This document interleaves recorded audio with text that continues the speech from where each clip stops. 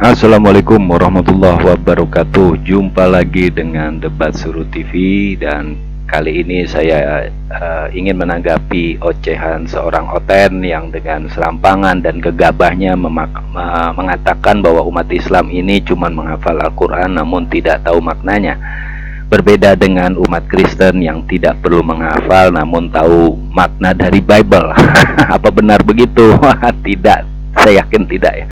Oke lah, namun apapun itu kita hargai ya, si Oten ini mencoba mengkritik Islam dengan kemampuan yang ala kadarnya ya, ala divi ya, ala kadarnya, sehingga ya beginilah jadinya ya. Mereka mungkin sudah gimana ya, orang ketika sudah terpojok, terpepet, banyak yang mualaf ya, akhirnya mau gak mau mereka melakukan perlawanan. Namun perlawanan itu perlawanan yang serampangan gitu ya, yang serampangan, yang tanpa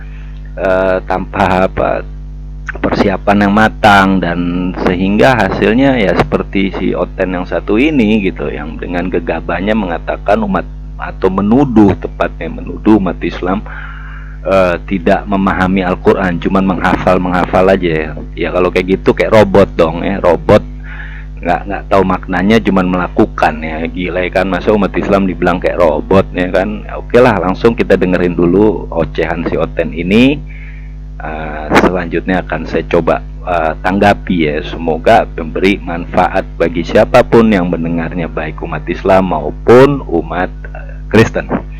Oke, langsung. Oh ya, saya kasih kredit untuk Bang Yusuf PI yang di channel BKW Gaming Pro ya, yang saya dapat video ini dari beliau. Semoga beliau tidak berkeberatan saya respon. Hendaklah kamu katakan ya, jika tidak hendaklah kamu katakan tidak.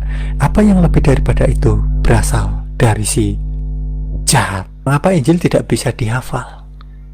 Mengapa orang Kristen kok nggak menghafalkan kitab sucinya, Alkitab atau Injil?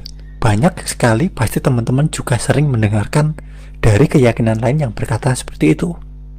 Nah, itu bukan hal terpenting orang menghafalkan, karena kebanyakan orang-orang sana menghafal tetapi tidak tahu artinya.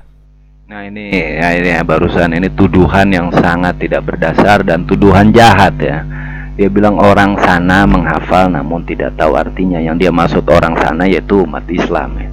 Kata dia umat Islam cuma menghafal namun tidak tahu artinya. Ini dia sudah melakukan penelitian, atau apakah dia punya data yang valid, yang kredibel sebagai acuan untuk dia ngomong begitu ya. Ini kan tentu saja dia tidak punya data, dan apalagi melakukan penelitian secara pribadi, tentu tidak ya.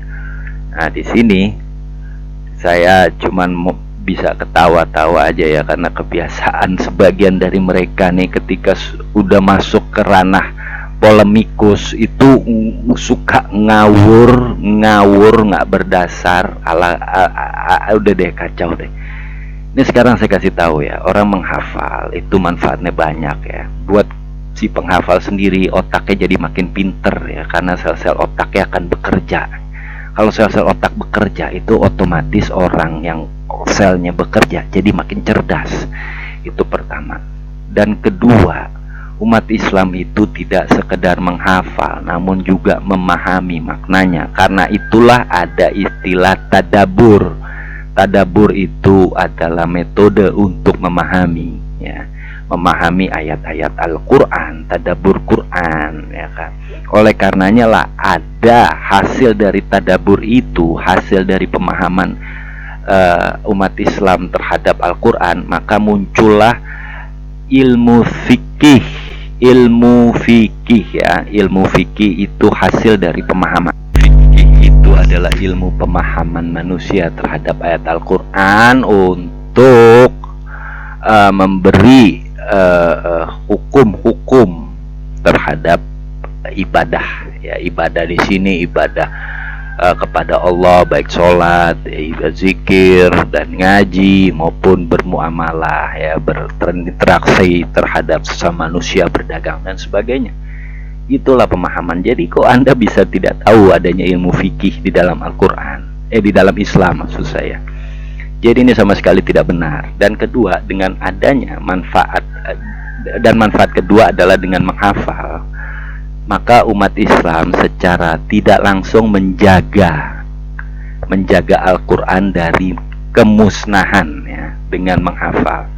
Seperti contoh apabila nih kita berandai-andai ya, seluruh Al-Quran, baik kitab Al-Quran, terjemahan maupun kitab Al-Quran dan juga aplikasi-aplikasi Al-Quran, web-web Al-Quran itu seluruhnya dimusnahkan habis tanpa tersisa, maka umat Islam akan bisa menyalin kembali Al-Quran tersebut, karena terdapat jutaan penghafal Al-Quran di seluruh dunia yang akan langsung menyalin kembali Al-Quran, dan kemudian kitab Al-Quran akan ada lagi.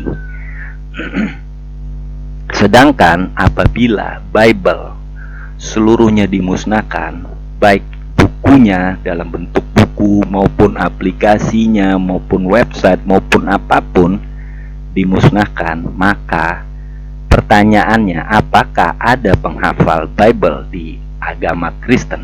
Nah, itulah yang harus Anda pertanyakan apabila hal itu terjadi. Anda mungkin pernah menonton film Denzel Washington yang berjudul The Book of Eli. Judulnya The Book of Eli tahun 2010, di mana pada saat itu bumi hancur lebur karena perang nuklir, sehingga manusia ini kekurangan sumber daya alam, makanan dan sebagainya. Manusia bunuh-bunuhan, saling rampok ya.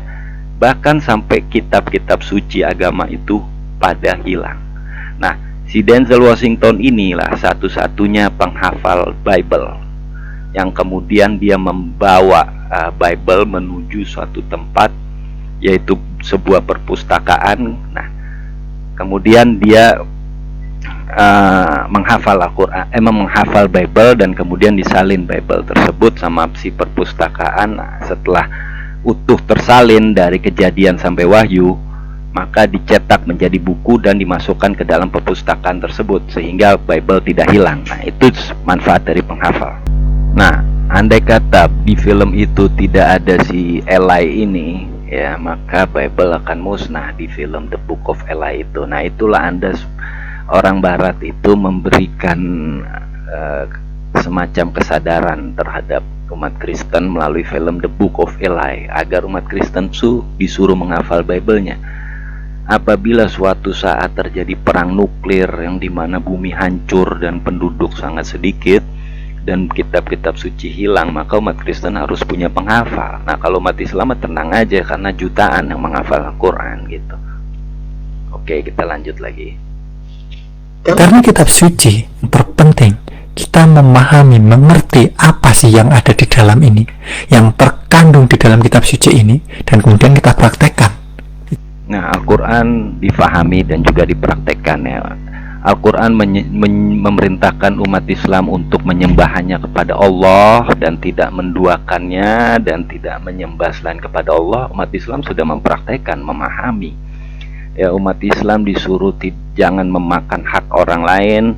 Umat Islam sudah mempraktekkan. Umat Islam disuruh sholat. Umat Islam memahami dan mempraktekkan. Umat Islam disuruh jangan makan babi, dan umat Islam mempraktekkan. Umat Islam disuruh jangan minum minuman keras, umat Islam mempraktekkan. Dan semua lagi. Nah, kalau kalian Bible, Yesus tidak makan babi, kok kalian ada yang makan babi. Yesus tidak minum minuman keras, kok kalian ada yang minum minuman keras. Yesus bersunat, kok kalian ada yang tidak bersunat.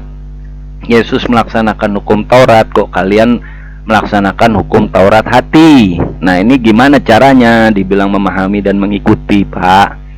Dan Yesus tidak pernah menyatakan bahwa dirinya Tuhan, kok kalian menuhankan. Jadi gimana tuh? Jadi ya begitu. Jadi yang pasti umat Islam yang terbukti memahami dan mengikuti ya, terbukti memahami dan mengikuti Al-Quran ya, jelas itu. Jadi kita nggak usah pakai banyak berdalih, fakta berbicara bahwa umat Islam memahami dan mengikuti. Oke, lanjut lagi. Gitu loh. Nah, kalau cuma menghafal tanpa tahu artinya saja nggak ngerti, kemudian terlebih melaksanakannya, tujuannya apa? Mendapatkan pahala-pahala. Gak ada namanya pahala-pahala di Kristen seperti itu. Mendapatkan pahala-pahala. Gak ada namanya pahala-pahala di Kristen seperti itu. Menghafal nanti kamu mendapatkan pahala. Baik. Oh iya dong, menghafal Al-Quran itulah bentuk apresiasi Allah Azza wa Jalla kepada umatnya yang menghafal ayat-ayatnya, tanda-tandanya. Allah ini sangat royal ya. Sangat royal memberi poin kepada hambanya, bahkan menghafal aja dikasih poin. Nah, karena memang selain itu, memang menghafal itu manfaatnya banyak ya. Salah satunya apabila dimusnahkan, maka umat Islam bisa kembali membuat Al-Quran, menulis Al-Quran. Nah, sedangkan Anda, apakah Anda memahami ya, umat Anda ini selalu ditanya di mana Yesus mengaku dirinya Tuhan? Itu baru satu perkara. Sampai sekarang jawaban yang memuaskan tidak ada. Tidak ada ya. Anda bisa lihat sendiri perdebatan di YouTube ya, baik dalam negeri maupun luar negeri. Masalah terberat yang harus dihadapi adalah menemukan jawaban di mana pengakuan Yesus. Oke, jadi saya rasa orang ini hanya ngomong tanpa dalil, tanpa fakta dan data, dan berkesan hanya ya apa ya, ya pokoknya begitulah. Yang pasti umat Islam dengan Al-Qur'annya faham. Saking fahamnya umat Islam tahu bahwa Tuhannya adalah Allah. Allah tidak beranak dan tidak diperanakan, tidak ada sekutu bagi Allah, dan itu semua faham. Dan berbeda dengan di kalangan Anda sendiri ya, yang konsep ketuhanannya itu ada oneness, ada trinitas, ada triteos, yang satu sama lain ribut-ribut terus ya. Banyak sekali Anda mau tonton tuh Trinitas vs Oneness, Trinitas vs Triteos, Subordinate dan sebagainya, itu ribut terus. Bagaimana bisa dibilang memahami? Kok satu sama lain punya pemahaman-pemahaman sendiri yang berbeda, tidak ada mufakat, mencapai kata sepakat ya. Itulah yang harus Anda pikirkan. Jadi saya rasa ini kebanyakan oten yang sudah masuk ke dunia polemikus ya. Biasanya memang tanpa persiapan, ngomong asal, menuduh-nuduh umat Islam seenak kudelnya, jadi hasilnya ya seperti ini, mempermalukan dirinya. Baik, saya rasa cukup ya tanggapan saya, dan semoga bermanfaat, dan tetaplah pada iman Islam, karena Islam ini agama yang komplit dan penjelasannya sangat jelas, tidak ada keributan untuk urusan ketuhanan. Semua umat Islam sepakat bahwa Tuhan Allah Esa tidak ada sekutu, tidak diperanakan maupun memperanakan, dan tidak mempunyai pribadi-pribadi lain ya. Semoga bermanfaat dan tetaplah dalam iman Islam. Assalamualaikum warahmatullahi wabarakatuh. Sampai jumpa lagi di video-video saya berikutnya.